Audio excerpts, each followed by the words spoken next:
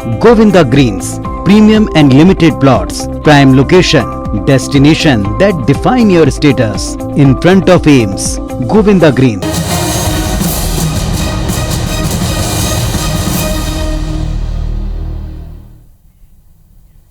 नमस्कार, आपकी बात में स्वागत है। मैं हूं श्रीश मिश्रा। 8 दिसंबर 2021 ये तारीख अब एक भीषण और दुखद हादसे के लिए याद रखी जाएगी। बुधवार दोपहर करीब 12:30 बजे तमिलनाडु के कुन्नूर में सेना का हेलीकॉप्टर MI-17 V5 अपनी लैंडिंग के पहले ही क्रैश हो गया। इस दुखद हादसे में देश के पहले chief of defence staff general Bipin Rawat, उनकी पत्नी मधुलिका रावत समेत 13 सैन्य अफसरों की मौत हो गई। इस दुर्घटना से सारा देश स्तब्ध रह गया।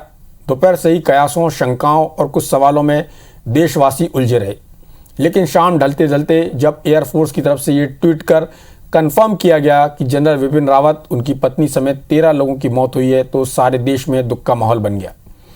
देश अपने असाधारण योद्धा जनरल रावत को याद कर नमन कर रहा है। हम भी IBC परिवार उनको श्रद्धांजलि देते हैं। हादसे से जुड़े हर पहलू पर एक्सपर्ट से चर्चा की शुरुआत करेंगे, लेकिन उससे पहले देखते हैं घटनाक्रम की एक पूरी रिपोर्ट। 8 दिसंबर 2021 दोपहर 12:20 तमिलनाडु के कुन्नूर में गंभीर हादसा। सेना का MI-17 V5 helicopter crash. CDS general Bipin Rawat, उनकी पत्नी मधुलिका रावत समेत 13 की मौत। तमिलनाडु के कुन्नूर के जंगलों में बुधवार दोपहर 12:20 पर सेना का MI-17 V5 हेलीकॉप्टर क्रैश हो गया। घने जंगल में हुए इस हादसे के बाद हेलीकॉप्टर में आग लग गई। यह हेलीकॉप्टर सुलूर एयरबेस से वेलिंगटन जा रहा था, जो लैंडिंग स्पॉट से महज 10 किलोमीटर दूर क्रैश हो गया। इस एयरक्राफ्ट पर chief of defence staff general Bipin Rawat समेत सेना के 13 अधिकारी सवार थे। इसके अलावा जनरल रावत के साथ उनकी पत्नी मधुलिका रावत भी हेलीकॉप्टर पर सवार थीं। शाम होते होते भारतीय वायुसेना ने ट्वीट कर इस हादसे में जनरल बिपिन रावत, उनकी पत्नी मधुलिका रावत समेत कुल 13 लोगों के मौत की पुष्टि कर दी। जनरल बिपिन रावत, उनकी पत्नी और उनके साथ कई ऐसे सहकर्मी, हमारे सेना के अधिकारी, इस दुर्घटना में आज उनका दुखद निधन हुआ है। ये संपूर्ण देश के लिए एक अपूरणीय क्षति है और लगातार बात होती रहती है। कल ही बात हुई थी हमारी। ये जो लॉस हुआ है, ये सब, ये हमारा लॉस तो हम अपने आप को कम मानेंगे, पर हम तो ये मानते हैं कि जो देश के लिए उन्होंने किया और जितनी अच्छी उनकी देश की सोच थी और फौज की सोच थी, वो दोबारा हमको तो ऐसा मुश्किल है मिलना। इधर इस गंभीर दुर्घटना के बाद दिल्ली में तेजी से हलचल बढ़ी। रक्षा मंत्री राजनाथ सिंह ने प्रधानमंत्री को इस हादसे की जानकारी दी। इसके बाद फौरन एक आपात मीटिंग बुलाई गई। बैठक खत्म होते ही रक्षा मंत्री राजनाथ सिंह दिल्ली स्थित जनरल रावत के घर उनके परिवार से मिलने पहुंचे। बाद में सेना प्रमुख जनरल नरवणे भी CDS विपिन रावत के घर पहुंचे। अचानक हुए इस गंभीर हादसे के बाद बने हालात पर शाम को प्रधानमंत्री आवास पर CCS की एक आपात बैठक बुलाई गई। जनरल बिपिन रावत देश के पहले चीफ ऑफ डिफेंस स्टाफ थे, जिन्होंने 1 जनवरी 2020 को CDS का पद संभाला था। रावत 31 दिसंबर 2016 से 31 दिसंबर 2019 तक सेना प्रमुख के पद पर रहे।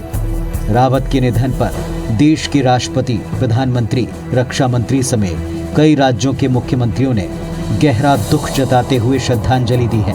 इस गंभीर हादसे से देश स्तब्ध है और दुखी भी। इस हादसे ने एक बार फिर कई सवालों और शंकाओं को बल दिया है। जाहिर तौर पर जिस एयरक्राफ्ट पर देश के CDS सवार हुए, उसकी उड़ान से पहले सभी प्रोटोकॉल्स और सेफ्टी मेजर्स को पुख्ता किया गया होगा। ऐसे में सबसे बड़ा सवाल यही है कि इतनी सुरक्षित और भरोसेमंद एयरक्राफ्ट आखिर क्रैश कैसे हुई। Bureau report IBC 24।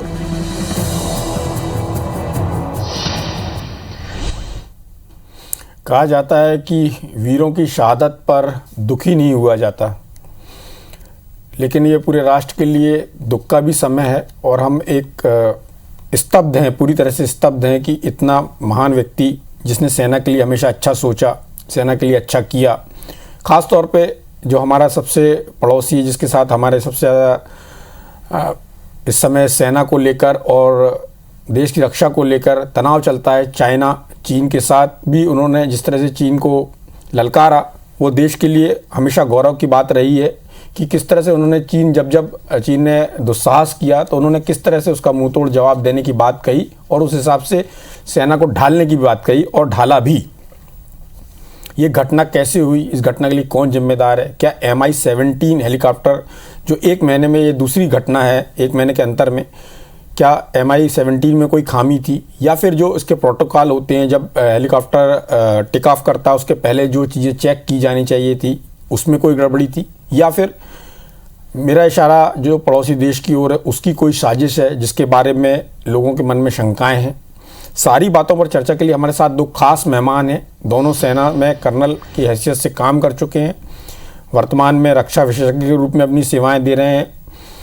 Colonel Ajay Bahadur Singh हमारे साथ हैं, जबलपुर से जुड़ रहे हैं। कर्नल BV वत्स भोपाल से हमारे साथ जुड़ रहे हैं। आप दोनों का बहुत बहुत स्वागत है।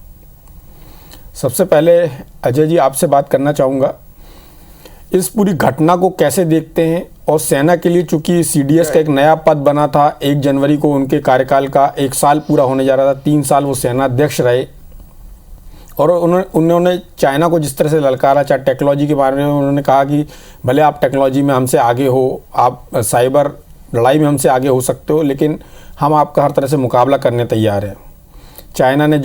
उन्होंने चाइना के लिए ये भी कहा कि माई वे या नो वे, जिसके कारण चाइना को सबसे ज़्यादा आघात पहुंचा। चाइना के लोगों का कहना था, जो वहाँ के रक्षा मंत्रालय था उसने कहा कि यहाँ के जो अधिकारी हैं वो इस तरह का बयान देते हैं। इसके अलावा उन्होंने ये भी कहा था कि हम दोनों मोर्चे पे, पाकिस्तान और चाइना दोनों से मुकाबला करने के लिए तैयार हैं और मुँह तोड़ जवाब दे सकते हैं। 1962 जैसी स्थिति नहीं बनने वाली। इस घटना को कैसे देखते हैं अजय जी? आपने सेना में लंबे समय तक काम किया है, दुर्दांत इलाकों में काम किया है, दुर्गम इलाकों में काम किया है।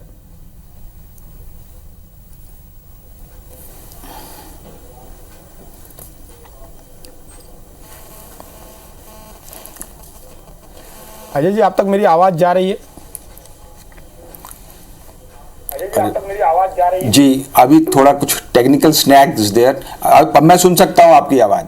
जी, आप इस पूरी घटनाक्रम मैं ये कहना चाहूँगा कि जो दुर्घटना हुई है वो वाकई बहुत ही दर्दनाक है, मगर सबसे पहले तो मैं अपनी श्रद्धांजलि देना चाहूँगा general Bipin Rawat, chief of defence staff, और उन तमाम बहादुर साथियों को जिन्होंने शहादत दी है। वक्त ये थोड़ा कठिन है, लेकिन इसके बावजूद हमारा ये होना चाहिए कि हमारा मनोबल नहीं टूटना चाहिए। घटनाएं होती हैं, दुर्घटनाएं होती हैं, लेकिन हमको आगे बढ़ते रहना चाहिए। जहाँ तक आपने बात बताई कि इसमें चाइना या पाकिस्तान यानी कि सैबोटाज का जो एंगल है, उसके लिए अभी मैं कुछ भी नहीं कह सकता हूँ। उसकी संभावना को टाला तो नहीं जा सकता, लेकिन 1 या 2% ही उसके ऊपर अभी गौर किया जा सकता है। इसके लिए कोर्ट ऑफ इंक्वायरी बिठा दी गई है, इन्वेस्टिगेशन एजेंसीज हैं जो कि अपनी इन्वेस्टिगेशन करेंगी, और MI में भी जो फ्लाइट रिकॉर्डर होता है उसके बाद ही पता चलेगा कि ये दुर्घटना कैसे घटी। अजय जी, जिस तरह से अभी नवंबर में भी MI जो हेलीकॉप्टर है 17 उसके साथ एक घटना हुई जिसमें 12 लोगों की मृत्यु हुई, और 1 महीने के अंतराल में दूसरी घटना जिसमें हमने जो देश में एक नया पद सृजित हुआ था, देश में आर्मी, नेवी, एयरफोर्स के बीच कोऑर्डिनेशन के लिए, और अभी उनके कार्यकाल को 15 दिन बाद करीब 1 साल होने वाला था, उसके पहले ये घटना हुई है। तो MI-17 की रिपोर्ट क्या है आपके पास? 2011 से इसकी डिलीवरी शुरू हुई, 2018 तक इसकी डिलीवरी हुई, और इसके पहले भी जिस तरह से CDS जो अजय रावत जी हैं, CDS जो विपिन रावत जी हैं, उनके साथ 2015 में जो घटना हुई थी 3 फरवरी को, जिसमें चीता हेलीकॉप्टर उनका क्रैश हो गया था और उसमें भी वो बचे थे, बाल बचे थे, चोटें आई थी। तो आप ये जो MI-17 है, सुरक्षा के पैमाने पर, या इसमें प्रधानमंत्री भी ट्रैवल करते हैं, चलते हैं, बड़े बड़े सारे देश के जो सत्ताधीश लोग हैं वो इसमें सफ़र करते हैं, खासतौर पर केंद्र सरकार के, तो ये कितना सुरक्षित है? अब तो ये सवाल उठने लगा है कि विपिन रावत जी के बाद क्या इस तरह से जो वीवीआईपी का मूवमेंट है इसमें करना मुनासिब होगा कि नहीं होगा?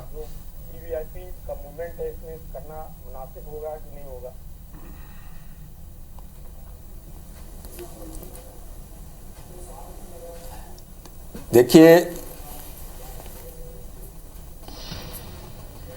ये M17 जो है ये एक बहुत ही वर्सेटाइल हेलीकॉप्टर है और ये सियाचिन में भी काम करता है, इंक्लीमेंट वेदर में भी काम करता है और बहुत ही मतलब वर्सेटाइल एयरफोर्स का एक हेलीकॉप्टर है। घटना होना, दुर्घटना है होना, ये एक भाग की बात है। और जो आपने बोला है कि इसके पहले भी एक MI-17 की घटना हुई है, तो एक ये महज इत्तेफाक है। इसमें मेरे हिसाब से जो भी मुझे जानकारी है, मुझे भी मौका मिला है MI-17 में ट्रैवल करने का, लेकिन इस तरह की कोई भी खामी इस हेलीकॉप्टर में नहीं है, जहां तक मेरा मानना है। लेकिन जब इन्वेस्टिगेशन होगा उसके बाद ही पता चलेगा कि क्या इसमें टेक्निकल फॉल्ट आया या कोई मैकेनिकल स्नैग आया। इसलिए जहां तक हेलीकॉप्टर MI-17 की बात है, V5 ये बहुत ही वर्सेटाइल, बहुत ही कारगर और बहुत ही मुफीद हेलीकॉप्टर है।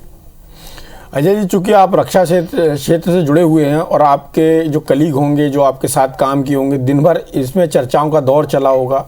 चर्चाओं का सार क्या आपको समझ में आता है? किन विषयों पर चर्चा हुई ये भी समझ में आएगा? कहीं ना कहीं खामी के बारे में भी चर्चा हुई होगी, कहीं ना कहीं कमी के बारे में चर्चा हुई होगी।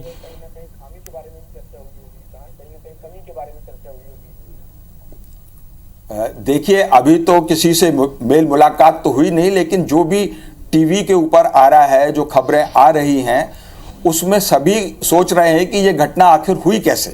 क्योंकि एक ही बात समझ में आती है कि हो सकता है, कोई कॉन्फिडेंस के साथ नहीं कह सकता है कि ये टेक्निकल फॉल्ट ही है, लेकिन हो सकता है कि टेक्निकल फॉल्ट हो।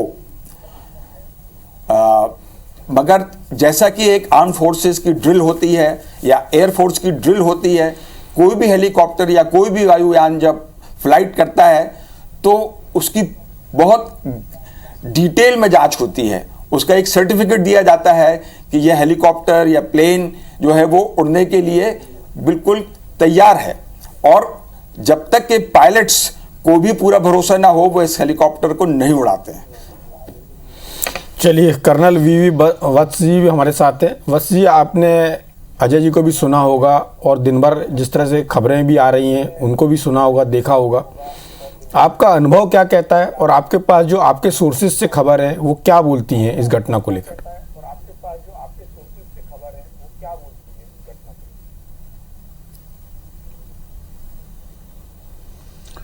सबसे पहले तो मैं पूरे देशवासियों के साथ मिलकर इस दुखद घटना में शहीद हुए सैनिकों के दिवंगत आत्मा को शांति प्रदान करने के लिए परमपिता परमेश्वर से प्रार्थना करता हूं। एक बहुत दुखद घटना है जिसमें हमारे चीफ ऑफ डिफेंस स्टाफ ने अपना शहादत दी। कुछ पहलू पर मैं चर्चा करना चाहूंगा। जहां तक स्टैंडर्ड ऑपरेटिंग प्रोसीजर्स है, जहां तक हमारी ड्रिल्स है, जहां तक हेलीकॉप्टर की एयर वर्दीनेस का सवाल है, जहां तक पेलोड का सवाल है और जहां तक जो काबिलियत है हमारे पायलट्स की, जिसे दुनिया इसको मानती है, उसके बारे में शंका नहीं की जा सकती। क्योंकि एक रूटीन फ्लाइट पर भी इतने सारे चेक्स किए जाते हैं, लेकिन जब वीआईपी फ्लाइट्स में या वीवीआईपी फ्लाइट्स में इसके बारे में बातचीत होती है तो और ज्यादा, बहुत ही ज्यादा उसमें स्ट्रिक्ट वो करते हैं। और जैसा कि पायलट्स जो है वो जब तक सेटिस्फाई नहीं होते तब तक वो हेलीकॉप्टर को हवा में लेकर नहीं जाते हैं। जहां तक हेलीकॉप्टर का सवाल है, ये Mi-17 हेलीकॉप्टर V5 था, यानी Mi-17 हेलीकॉप्टर का भी जो एडवांस्ड वर्जन है, जिसमें ऑल वेदर फ्लाइंग कैपेबिलिटी है, जो हर टेरेन में एक्सट्रीम टेम्परेचर्स में फ्लाई कर सकता है, चाहे लॉजिस्टिक पार्ट के लिए हो, चाहे ट्रुप्स कैरिंग के लिए हो, चाहे वीआईपी ड्यूटीज के लिए हो। तो मी 17 हेलीकॉप्टर जो दुनिया के 60 देश तकरीबन 10,000 से ज्यादा जो मशीन्स हैं वो काम कर रही हैं, तो उसकी काबिलियत पर इतनी जल्दी विश्वास खोना मैं समझता हूं ठीक बात नहीं है। पहले जो पिछले महीने जो क्रैश हुआ है वो भी एक महज हादसा था और एक महज इत्तेफाक है कि दो क्रैश एक महीने के अंतराल पर हुई है। जहां तक हादसा क्यों हुआ इसके बारे में अगर हमें सोचना है तो मैं उस इलाके में 1 साल रह चुका हूं। मैंने वहां पर डिफेंस सर्विसेज स्टाफ कॉलेज का जो एक कॉम्पिटिटिव कोर्स होता है वो किया है।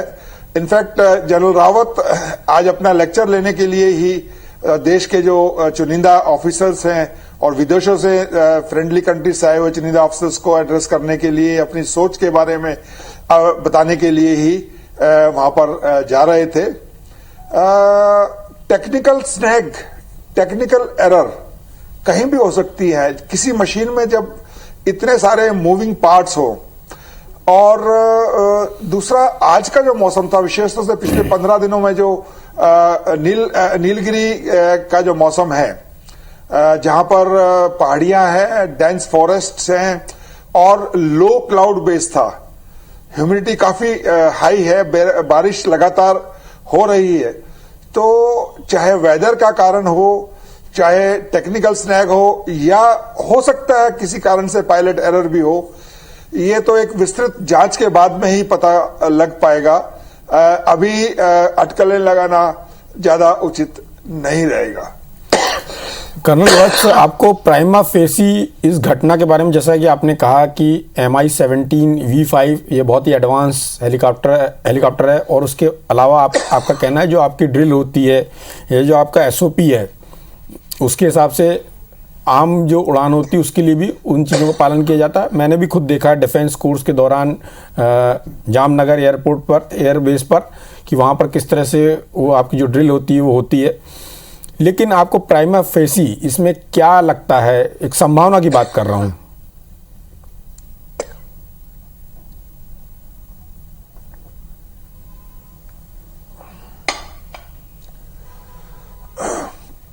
जो 4 एंगल्स पर हम बातचीत कर रहे हैं, टेक्निकल फेलियर, पायलट एरर या वेदर के कारण, जो चौथा एंगल जो आप या कुछ लोग बातचीत कर रहे हैं कि दुश्मन के कुछ हरकत के कारण भी ऐसा हादसा किया जा सकता है, मुझे ऐसा संभावना काफी कम नजर आ रही है, क्योंकि तमिलनाडु एक इलाका है, बॉर्डर एरिया से बहुत दूर है। और हालांकि मेरी आवाज आ रही है आपको? जी, मुझे लग रहा है अभी आप कंफर्टेबल नहीं है। हालांकि किसी भी प्रकार की संभावना से नकारा नहीं जा सकता, लेकिन जब तक विस्तृत जांच ना हो, कोर्ट ऑफ इंक्वायरी अपनी रिपोर्ट ना दे, तब तक कुछ कहा नहीं जा सकता। वत्स साहब का कहना था कि जो 4 बिंदु हैं उन पर ही इस दुर्घटना का दारोमदार हो सकता है, जिसमें वेदर के बारे में उन्होंने कहा, उसके अलावा उन्होंने टेक्निकल चीज़ों के बारे में कहा, एक चाइना एंगल के बारे में, जैसे कि आपने कहा आप भी श्योर नहीं है। तो आपका क्या मानना है इन 4 बिंदुओं पर?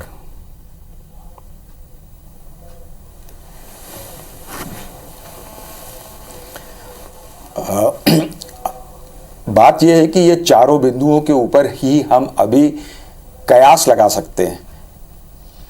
क्या है क्या नहीं ये नहीं मालूम। जहां तक आपने बात करी हेलीकॉप्टर के बारे में, तो जैसे कि आपको बताया गया कि ये बहुत ही वर्सेटाइल, बहुत ही अच्छा हेलीकॉप्टर है और जो सियाचिन और उससे भी ज़्यादा डिफ़िकल्ट क्लाइमेटिक कंडीशंस में और उस एल्टीट्यूड के ऊपर भी काम करता है, तो उसकी चांसेस कम है। जहाँ तक बात है इसकी प्रिपेयर्डनेस की, जो कि आपको वत्स साहब ने भी बताया और सारे एक्सपर्ट्स बताते हैं और जो मेरा भी अनुभव है कि जब तक कि प्रॉपर डिटेल इंस्पेक्शन नहीं हो जाता, इन्वेस्टिगेशन नहीं हो जाता और जो इसके एक्सपर्ट्स हैं, टेक्निकल एक्सपर्ट्स हैं, वो इसको फिट का सर्टिफिकेट नहीं देते, तब तक इसको उड़ाया ही नहीं जाता। इसके साथ साथ जो है पायलट्स जब तक सेटिस्फाइड नहीं होंगे वो कभी भी फ्लाइट लेंगे नहीं। जहां तक वेदर की बात है, वेदर में भी जो मेट डिपार्टमेंट है वो उस इलाके का एक प्रॉपर मेट फोरकास्ट देता है। अब घटना हुई तो हुई कैसे, इसके ऊपर बात आती है। तो यह बात सही है कि हमारे जो ताल्लुकात हैं वो पाकिस्तान से अच्छे नहीं हैं, और पिछले 1 या 2 साल में चाइना के साथ में भी अच्छे नहीं हैं। तो सैबोटाज का एंगल हो सकता है, लेकिन जैसे कि मैंने पहले भी कहा था, सिर्फ 1 या 2% ही इसकी उम्मीद है। जब डिटेल इन्वेस्टिगेशन की रिपोर्ट्स आएंगी तभी हमको पता चलेगा। और जब तक कि जो फ्लाइट रिकॉर्डर में रिकॉर्ड हो रहा है उसकी जब टेक्निकल डिटेल्स आएंगी, वो कब आएंगी मैं उसके बारे में आपको नहीं बता सकता हूं। तभी पता लगेगा कि यह हादसा आखिर हुआ कैसे। जो भी है, लेकिन एक बहुत ही दुखद घटना है, और इसमें हमने अपने जाबाज CDS विपिन रावत और उनके साथ में उनके स्टाफ ऑफिसर्स, एयरफोर्स के दोनों पायलट, अपने ग्रुप कैप्टन वरुण जो कि अभी अस्पताल में हैं, भगवान करे कि वो स्वस्थ हो जाएं और वापस अपनी ड्यूटी पर आएं। विंग कमांडर पृथ्वी सिंह को हमने खो चुके हैं, ब्रिगेडियर लिडर और उनके साथ में staff officer colonel Harjinder Singh, और बाकी JCOs और NCOs का जो स्टाफ है, साथ ही साथ विपिन रावत साहब की धर्मपत्नी मधुलिका रावत। तो ये बहुत ही दुखद घटना तो है ही, लेकिन जैसे कि मैंने आपको बोला, इस सब के बावजूद हमको अपना मनोबल, अपना मोराल बिल्कुल भी नीचा नहीं करना चाहिए। देश कठिन परिस्थितियों से गुजरता है, ये भी एक कठिन परिस्थिति है, इससे भी हमको उबर के आना पड़ेगा। लेकिन जो लॉस ऑफिसर्स का है वो वाकई में इररिपेयरेबल है। अजय जी, आपने उनके साथ काम भी किया होगा या आप अलग पोस्टिंग में भी रहे होंगे, तो लेकिन उनके बारे में सुना होगा। किन चीज़ों के लिए वो जाने जाते थे, उनकी क्या खूबी थी? देखिए जहां तक साथ का सवाल है, तो वो इंडियन मिलिट्री एकेडमी में मेरे से 6 महीने जूनियर थे। मैं जून 1978 में पास आउट हुआ और वो दिसंबर 1978 में पास आउट हुए। तो करीब कुछ वक्त मैंने उनके साथ में एकेडमी में भी गुजारा, और मैं भी इन्फेंट्री ऑफिसर हूँ इन राजपूत रेजिमेंट का, वो 11 गुरखास के। तो उनसे मुलाकात हुई है, काम हुआ है, और उनके बारे में जो आप सभी जानते हैं कि वो इतने इतने प्रोफेशनली कॉम्पिटेंट ऑफिसर थे, तभी तो वो chief of the army staff बने। और उसके बाद में सरकार ने उनको सक्षम पाया, उनको योग्य पाया, तब उनको chief of the defence staff बनाया। जहां तक उनकी बहादुरी का बात है, तो उनको बहुत सारी चीजें, बहुत सारे वीरता के भी पुरस्कार मिले हैं, जिसमें कि युद्ध सेवा मेडल भी है, और इंसर्जेंसी के वो एक तरीके से माहिर थे। उन्होंने इंसर्जेंसी के इलाकों में काफ़ी काम किया है, और उसके पहले भी जब वो 3 कोर कमांडर भी थे, तो उनकी जो मतलब दूरंदेशी थी, उनकी जो सोच थी, जो उनका आगे वो देख सकते थे, जो उनकी प्लानिंग थी, वो वाकई काबिल तारीफ थी। और उसके साथ ही साथ he was a true gentleman, he was a very good human being as such. चलिए, वत्स साहब भी हमारे साथ हैं। वत्स साहब, हम अपनी चर्चा को वहाँ से बढ़ाएंगे जहाँ पर आपने छोड़ा था। जिन 4 बिंदुओं के बारे में आप बता रहे थे, उन 4 बिंदुओं के बारे में आप थोड़ा सा डिटेल में बताएंगे, और ये भी जानना चाहूँगा विपिन रावत जी के बारे में आपका कोई अनुभव हो, उनके बारे में आपको कहीं से जानकारी जो उनके साथ काम करने के दौरान या अलग पोस्टिंग के दौरान भी उनके बारे में जो सुनने मिला हो, उसके बारे में ज़रूर जानना चाहेंगे।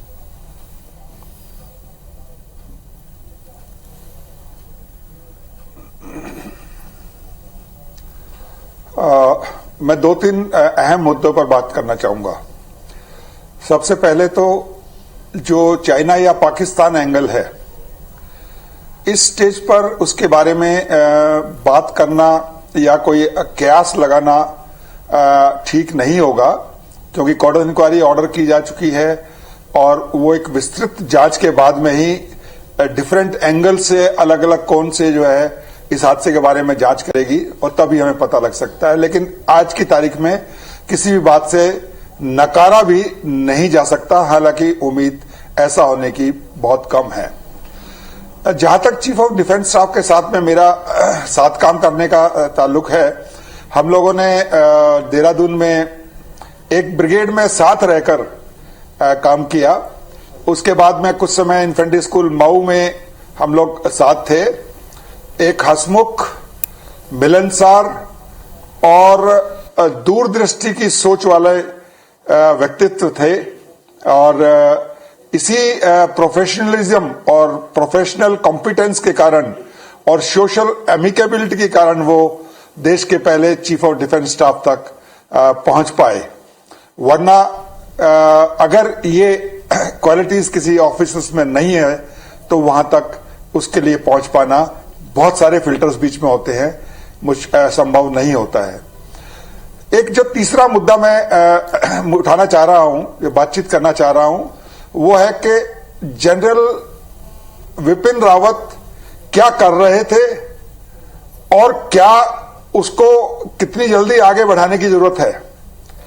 चीफ ऑफ डिफेंस स्टाफ जो पद सृजित किया गया, उसका मेन उद्देश्य था कि आर्मी, नेवी, एयरफोर्स के बीच एक सामंजस्य, एक रिसोर्स एलोकेशन में एक तालमेल बनाना था, ताकि कम से कम रिसोर्स में, कम से कम समय में अपने एम, अपने उद्देश्य, अपने टारगेट, अपने जो आपने अचीव करना है उसको कर सके।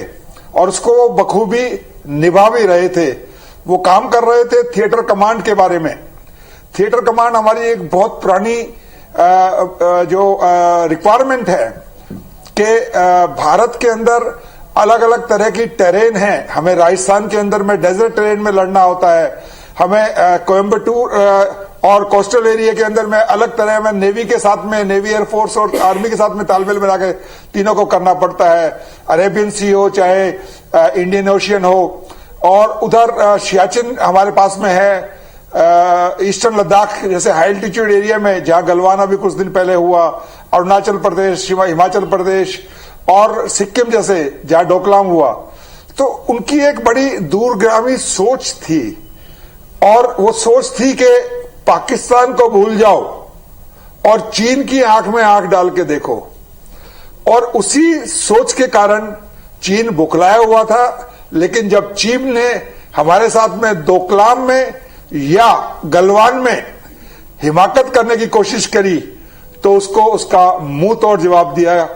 और ये एक जनरल रावत की दूरगामी सोच का ही नतीजा था कि आज हम अपनी सीमाओं को सुरक्षित करने के साथ साथ में एक ग्लोबल पावर के तौर में उभर कर आ रहे हैं।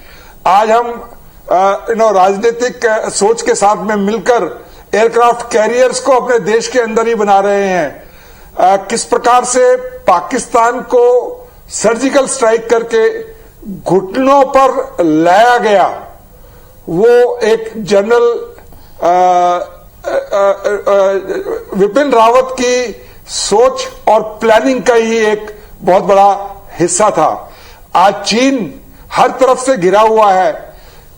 उसके पास में हमारी सीमाओं को जो जैसे पहले 10 किलोमीटर अंदर आया और फिर 2 किलोमीटर पीछे चला गया, बाकी मेरा, अब वो इस तरह की हिमाकत ना कर पा रहा है ना कर पाएगा, क्योंकि कैलाश रेंज के ऊपर हमने उसको अपनी ताकत दिखा दी है। साउथ चाइना सी के अंदर में जिस प्रकार से हमने फोर्स प्रोजेक्शन किया है और जिस प्रकार से क्वाड के साथ मिलकर हम चाइना को घेर रहे हैं, तो ये सब एक दूरगामी सोच का नतीजा है और जनरल रावत उसके एक अहम हिस्सा थे। मैं चाहता हूं और मेरा ये मानना है कि उनकी इस सोच को, उनकी इस जो दिशा जो वो दे रहे थे हमारी सेना को और हमारे देश की सीमाओं को सुदृढ़ बनाने के लिए, उसको और जल्दी से जल्दी आगे बढ़ाने का प्रयत्न किया जाए। कर्नल वत्स, आपकी बातों का जो सार है और जैसा मैंने पढ़ा है कि 2018 में जिस तरह से उन्होंने चाइना को सीधे तौर पर ललकारा था, उसके बाद चाइना को बुरा भी लगा और चाइना के जो रक्षा प्रवक्ता हैं उन्होंने साफ तौर पर आर्मी चीफ को ही टारगेट करके अपना बयान दिया कि यहाँ के अधिकारी इस तरह का बयान देते हैं। तो आपकी बात का सार यही माना जाए कि चाइना के लिए वो भारतीय सेना की ओर से या भारत के रक्षा मोर्चे की ओर से एक बड़ी चुनौती बन रहे थे या बन चुके थे। इसलिए जो संभावना आम लोगों के मन में है, जो आम मानस में है, जिसके बारे में जब घटना हुई उसके बाद से ये बातें हवा में तैर रही हैं कि इसमें चाइना वाला एंगल हो सकता है। हालांकि आप दोनों लोगों का कहना है कि बिना जांच के ये इस बात को नहीं कहा जा सकता, लेकिन आपकी जितनी बात का सार समझता हूँ, चाहे वो साउथ चाइना सी की बात करें, चाहे सिक्किम की बात करें, चाहे गलवान की बात करें, जहाँ जहाँ की बात आपने बताई, और उनका जिस तरह से कर्नल दुबे का कहना था कि इंसर्जेंसी में को दूर करने के या उससे लड़ने में उनकी जो महारत थी, तो ये अपने आप में सेना के किसी एक अधिकारी के अंदर ये दोनों खूबियां होना कि वो विदेशी आक्रमण के बारे में भी सोचे और उसको काउंटर करने के बारे में सोचे, साथ में जो देश के अंदर चल रहा है इंसर्जेंसी उसको निपटने के बारे में, उसकी प्लानिंग के बारे में और उसको सटीक तरीके से उसका मुकाबला करने के बारे में कर सके, ऐसे अधिकारी निश्चित रूप से जो विदेशी ताकतें हैं उनके लिए तो एक आंखों की किरकिरी बन ही चुके थे।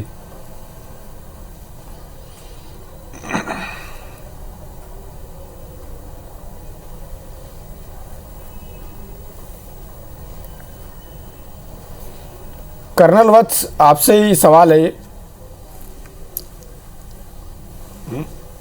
आवाज गई? आप तक मेरी आवाज आ रही है? जी।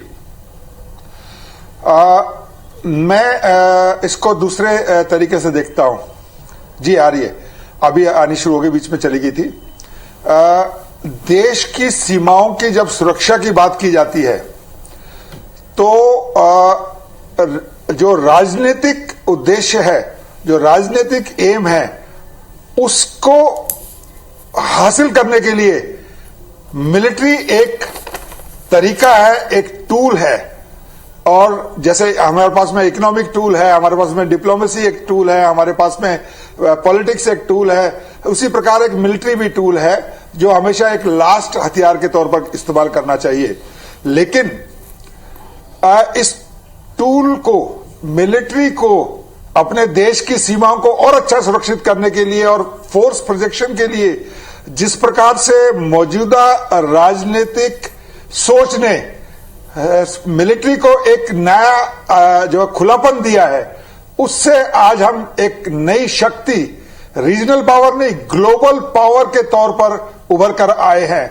और इसी का नतीजा है कि आज हम दुनिया को बहुत सी चीजें मिलिट्री इक्विपमेंट के तौर पर दे रहे हैं, उनको एक्सपोर्ट कर रहे हैं, अपने यहां बना रहे हैं। ये एक सोच का फर्क होता है। लीडरशिप एक सोच देती है, बाकी उसी सोच के ऊपर में जो है सैनिक लड़ते हैं, सैनिक अपना जो है काम करते हैं। तो जनरल रावत और राजनीतिक सोच ने एक तालमेल बनाकर, एक सामंजस्य बनाकर देश के लिए बहुत अच्छा काम किया था। और मुझे उम्मीद है कि ये चीज और भी आगे इसी तरह से जो भी उनके सक्सेसर आते हैं आगे बढ़ाएंगे।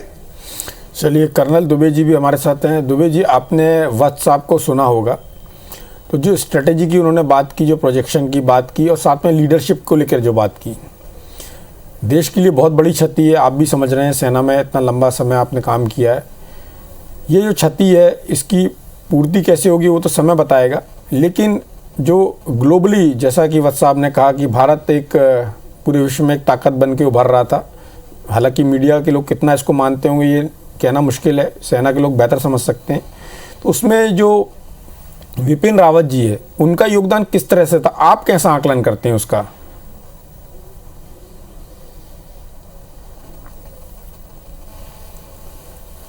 देखिए, जैसे कि ये बिल्कुल बात साफ है कि कोई भी पॉलिटिकल एम को पूरा करने के लिए आर्म फोर्सेस की बहुत अधिक आवश्यकता होती है। और उसको यदि पूरा करना है तो आपको अपनी आर्म फोर्सेस को पूरी तरह से मॉडर्नाइज करना पड़ेगा। आपको पूरी तरह से उनको साइंस और टेक्नोलॉजी के हिसाब से सारी सहूलियात देने पड़ेंगी। उनका वेपन सिस्टम ऐसा होना चाहिए, उनकी ट्रेनिंग वैसी होना चाहिए। और जो आर्म फोर्सेस है वो इतनी सक्षम होना चाहिए, सेल्फ डिपेंडेंट होना चाहिए कि वो किसी भी तरह के हालात को का मुकाबला कर सकें और मुकाबला ही नहीं उसमें कामयाबी हासिल कर सकें। इन सब चीज़ों के लिए राजनीति अपनी जगह पर ठीक है, लेकिन एक जो आर्मी कमांडर्स होते हैं, जो उनका जो हेड होता है, उसमें ये सारी चीज़ें होना चाहिए और उसको वक्तन बवक्तन गवर्नमेंट को एक तरह से सलाह भी देना चाहिए कि हमको इन चीज़ों की आवश्यकता है, ये दुनिया में हो रहा है, हमारे पास में ये है, हम इतने बरस पीछे चल रहे हैं या हम आगे चल सकें। जो सोच सकते हैं आगे के बारे में, आगे का मॉडर्न वॉरफेयर कैसा होगा, उसके लिए भी मिलिट्री जो टॉप लीडरशिप है वो ही सबसे ज़्यादा इंपॉर्टेंट काम करती है, वो ही गवर्नमेंट को एडवाइस करती है। और जब दोनों का तालमेल होता है तभी देश तरक्की करता है, देश का नाम दुनिया में होता है। अपना जैसे साउथ ईस्ट एशिया में चाइना एक समय में और आज की तारीख में भी एक बहुत बड़ी शक्ति है, लेकिन उसको टक्कर देने के लिए हिंदुस्तान, अपना भारत भी है। जब तक कि हम आर्म फोर्सेस हमारी पूरी तरह से सक्षम नहीं होंगी, चाहे वो ट्रेनिंग हो, चाहे मॉडर्नाइजेशन हो, चाहे वेपन सिस्टम हो, तब तक हम वो एम अपना अचीव नहीं कर सकते हैं। इसलिए दोनों का तालमेल बहुत जरूरी है और तालमेल में जैसे कि आपने बताया कि मिलिट्री लीडरशिप का बहुत अहम रोल है।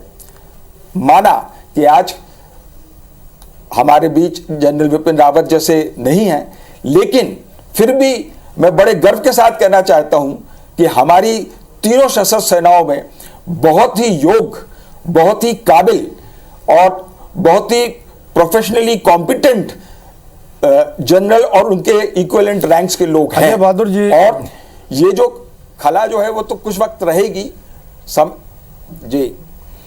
आपने जो आर्मी की रिक्वायरमेंट बताई और जिस तरह से जो साउथ एशिया का, जो आप जिस राय पर चल रहे हैं,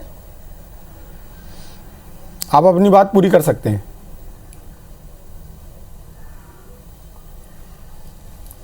बस मैं यही कहना चाहता हूं कि ये दोनों का तालमेल राजनीति का और आर्म फोर्सेस का बहुत जरूरी है। और ऐसा नहीं है, मतलब ठीक है उनकी अपनी योग्यता थी, लेकिन इसके बावजूद भी हमारे आर्म फोर्सेस में, सशस्त्र सेनाओं में इतने योग्य जनरल्स और उनके इक्विवेलेंट रैंक्स नेवी और एयरफोर्स में हैं कि इस पद को वो फिर से संभालेंगे। और जो एक तालमेल आर्म फोर्सेस और फौज के बीच में है, जी, आपने जो रिक्वायरमेंट बताई, जो आर्मी और पॉलिटिकल लीडरशिप के बीच में एक जो तालमेल की बात की आपने वत्स साहब ने, और जो साउथ एशिया का जो इक्वेशन है जिसमें चाइना के साथ हमारी जो टक्कर है और चाइना के मुकाबले हम कहाँ खड़े हैं, उसमें जो जनरल विपिन रावत थे उन्होंने क्या भूमिका निभाई?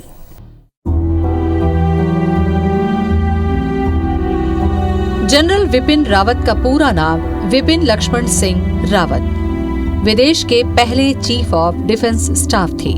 जनरल रावत का जन्म 16 मार्च 1958 को उत्तराखंड के पौड़ी गढ़वाल जिले में चौहान राजपूत परिवार में हुआ। जनरल रावत की माताजी परमार वंश से थी। इनके पूर्वज हरिद्वार के मायापुर से आकर गढ़वाल के परसई गांव में बस गए, जिसके कारण आगे चलकर ये परसारा रावत कहलाए। दरअसल रावत एक मिलिट्री टाइटल है जो राजपूतों को गढ़वाल के शासकों ने दिया था। इनके पिता लेफ्टिनेंट जनरल लक्ष्मण सिंह रावत सेना से लेफ्टिनेंट जनरल के पद से रिटायर हुए। रावत ने 11वीं गोरखा राइफल की 5वीं बटालियन से 1978 में करियर की शुरुआत की थी। ये जो लॉस हुआ है ये सब, ये हमारा लॉस तो हम अपने आप को कम मानेंगे, पर हम तो ये मानते हैं कि जो देश के लिए उन्होंने किया और जितनी अच्छी उनकी देश की सोच थी और फौज की सोच थी, वो दोबारा हमको तो ऐसा मुश्किल है मिलना। रावत ने देहरादून में कैम्ब्रियन हॉल स्कूल, शिमला में सेंट एडवर्ड स्कूल और भारतीय सैन्य अकादमी देहरादून से शिक्षा ली। यहाँ उन्हें सोल्जर ऑफ ऑनर दिया गया। वे फोर्ट लीवनवर्थ, अमेरिका में defence services staff college, Wellington और हायर कमांड कोर्स के ग्रेजुएट भी रहे। उन्होंने मद्रास यूनिवर्सिटी से डिफेंस स्टडी में एमफिल, मैनेजमेंट में डिप्लोमा और कंप्यूटर स्टडीज में भी डिप्लोमा किया। 2011 में उन्हें सैन्य मीडिया सामरिक अध्ययनों पर अनुसंधान के लिए चौधरी चरण सिंह यूनिवर्सिटी मेरठ की ओर से डॉक्टरेट ऑफ फिलॉसफी से सम्मानित किया गया। रावत दिसंबर 1978 में 11 गोरखा राइफल्स में कमीशन ऑफिसर बने। इसके बाद 31 दिसंबर 2016 को थल सेना प्रमुख बने। उन्हें पूर्वी सेक्टर में वास्तविक नियंत्रण रेखा, कश्मीर घाटी और पूर्वोत्तर में कामकाज का अनुभव रहा। खास बात यह है कि रावत उसी 11 गोरखा राइफल्स में पदस्थ हुए जिसमें उनके पिता भी रह चुके थे। General Bipin Rawat brigade commander, general officer commanding in chief, general staff officer grade 2, military operations directorate colonel, military secretary and deputy military secretary, senior instructor in junior command wing, commander United Nations peace keeping force multinational brigade, vice chief of army staff, army chief और देश के पहले chief of defence staff रहे। चाहे वो weapons हो, चाहे वो एयरक्राफ्ट्स हो, चाहे वो शिप्स हो या कोई भी चीज़ें हो, चाहे वो शांतता प्रस्थापित करने वाली चीज़ हो नॉर्थ ईस्ट में या जम्मू कश्मीर में, कुछ भी हो, जनरल बिपिन रावत इन्होंने ये सारी चीज़ें सुनिश्चित की थी। विपिन रावत को परम विशिष्ट सेवा मेडल, उत्तम युद्ध सेवा मेडल, अति विशिष्ट सेवा मेडल, युद्ध सेवा मेडल और सेना मेडल मिल चुका है। मुश्किल हालात और इमरजेंसी वाले क्षेत्रों में काम करने के मामले में जनरल रावत बेहद काबिल अफसर थे, जिसकी वजह से 2016 में 2 सीनियर अफसरों पर उन्हें तरजीह दी गई और आर्मी चीफ बनाया गया। Bureau report, IBC 24।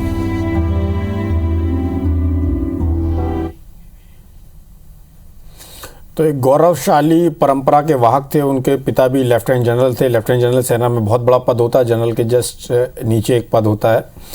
इसका मतलब उनके परिवार में, उनके DNA में वो वीरता, वो देश के लिए भाव शुरू से ही रहा।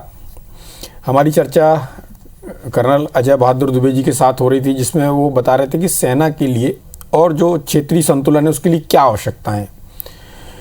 कर्नल दुबे साहब ये ज़रूर बताएंगे कि जो जनरल विपिन रावत थे, वो जो चीज़ें आपने बताई, जो आवश्यकताएं हैं, उनको किस हद तक उन्होंने पूरा किया?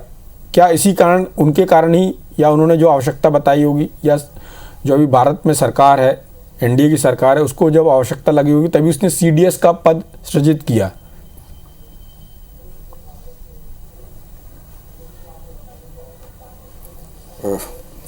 जहाँ तक CDS के पद की बात है, इसकी मांग तो पिछले कई सालों से चल रही थी और कुछ ऐसे देश हैं कि जहाँ पर ये CDS का पद है और आर्म फोर्सेस और गवर्नमेंट के बीच में वो एक ब्रिज है, एक पुल या एक सेतु का काम करता है, जो कि इनकी डिमांड्स, इनकी आवश्यकताओं, इनकी ज़रूरत को बताते हैं और गवर्नमेंट उनको पूरा करने की कोशिश करती है। अब ये तो सरकार के ऊपर है कि वो किस वक्त कितनी तवज्जो किस बात को देती है, लेकिन हाँ, ये कहा जा सकता है कि पिछले 7, 8, 10 सालों में प्रेजेंट सरकार ने बहुत सारी आर्म फोर्सेस की जो ज़रूरियात हैं उनको पूरा करने की कोशिश की है। पूरी तरह से तो कभी भी ये मुमकिन नहीं है, क्योंकि देश जो राजनीतिक है, जो हुक्मरान हैं, जो गवर्नमेंट में बैठे हुए हैं, उनको ये डिसाइड करना पड़ता है कि कब क्या करना है। लेकिन हमारी जो आर्म फोर्सेस हैं, जो हमारी सशस्त्र सेनाएं हैं, वो हमेशा इस दर्जे पर तैयार रहती हैं कि कोई भी परिस्थिति, स्थिति आए, उससे निपटा जा सके, और उसके लिए वो मुसलसल निरंतर प्रयास करती रहती हैं, ट्रेनिंग करती रहती हैं, अपने आप को अपग्रेड करती रहती हैं। अभी पहले यह था कि आर्मी अलग, एयरफोर्स अलग और नेवी अलग अपनी सब चीज़ें मिनिस्ट्री, डिफेंस मिनिस्ट्री को प्रोजेक्ट करती थी, लेकिन अब जब से ये CDS का पद बना है, तब से वो कंबाइंड सारी चीज़ों को देख करके और गवर्नमेंट को ये बात रखती है और गवर्नमेंट को कन्विंस करने की कोशिश करती है। ये गवर्नमेंट के ऊपर डिपेंड करता है कि वो हमारी कितनी चीज़ें पूरी करते हैं या कब कर पाते हैं, उनकी फाइनेंशियल स्टेटस क्या है या उनके लिए प्रायोरिटी क्या है। चलिए, आपने अच्छी बात कही, गवर्नमेंट के लिए प्रायोरिटी क्या है। तो वत्स साहब भी हमारे साथ हैं। वत्स साहब, आपने जिस तरह से पूरा एक विहंगम दृश्य बताया आवश्यकताओं के बारे में और ख़ासतौर पर विपिन रावत जी की जो विशेषताएं उनके बारे में, तो आपको क्या लगता है अपने अनुभव के आधार पर कि जो भारत जैसे बड़े देश के लिए ज़रूरत थी, उसकी ज़रूरत की पूर्ति के लिए, जैसा कि आपने कहा कि उनकी सोच भी वैसी थी, सारी चीज़ों के बारे में बात की, किस हद तक वो अपनी चीज़ों को पूरा करने में कामयाब रहे। जो उनकी सोच थी, जिस तरह से उनकी काम करने की जो स्टाइल थी और जिस तरह से उनका कोऑर्डिनेशन था सरकार के साथ।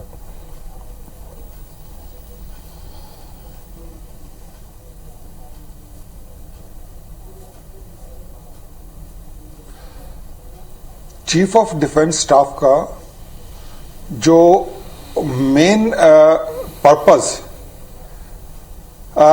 वो है तीनों सेनाओं के अंगों के बीच रिसोर्सेज की जो डुप्लीकेसी हो रही थी उसको रोककर कम से कम रिसोर्स में अपने उद्देश्य की पूर्ति करना है।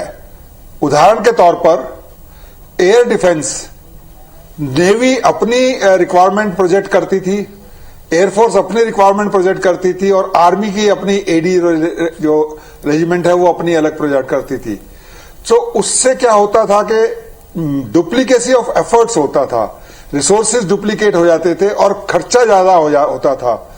तो इस चीज को कम करने के लिए सीडीएस एक अहम कड़ी बनाई गई है। इसकी बहुत पहले से ही रिक्वायरमेंट थी, लेकिन देर आयत दुरुस्त आयत, मैं इस बात को मानता हूं। दूसरा, जो जनरल रावत ने अपने राजनीतिक जो हमारे देश का नेतृत्व है उसके साथ मिलकर जो सोच में तब्दीली लाई है वो एक बहुत अहम है। पहले हमारी सोच डिफेंसिव हुआ करती थी, अब हमारी सोच जो है वो प्रोएक्टिव है। हमारी सोच ऑफेंसिव वाली सोच है, ऑफेंसिव डिफेंस वाली है कि कोई भी देश अगर हमारे साथ में या हमारी सरजमी के ऊपर अपना कदम रखने की कोशिश करेगा तो उसका उसी की भाषा में जवाब दिया जाएगा। तो इस सोच को, इस मेंटलिटी को, कर्नल वत्स साहब आपने बहुत बड़ी बात कही कि देश की फोर्स की सोच को, देश की राजनीतिक जो इच्छा शक्ति है उसकी सोच को बदलने का, देश के राजनीतिक जो सत्ता में बैठे लोग हैं उनकी सोच को बदलने के साथ जो संसाधन है उनके बेहतर और कम से कम उसमें इन्वेस्टमेंट से ज़्यादा रिजल्ट हासिल करना, और साथ में जो साउथ एशिया का इक्वेशन है उसमें भारत को एक लीड दिलाना, इसके लिए उन्होंने बहुत काम किया। निश्चित रूप से एक बहुत महान योद्धा और बड़ी सोच के व्यक्ति थे, और उनके जो निधन से, जो आकस्मिक निधन हुआ है उससे पूरे देश को बहुत बड़ी क्षति हुई है। हम एक बार फिर से उनको पुनः नमन करते हैं, और आप दोनों का इस चर्चा में भाग लेने के लिए और हमारे दर्शकों तक इतनी महत्वपूर्ण जानकारी पहुंचाने के लिए बहुत बहुत धन्यवाद। नमस्कार।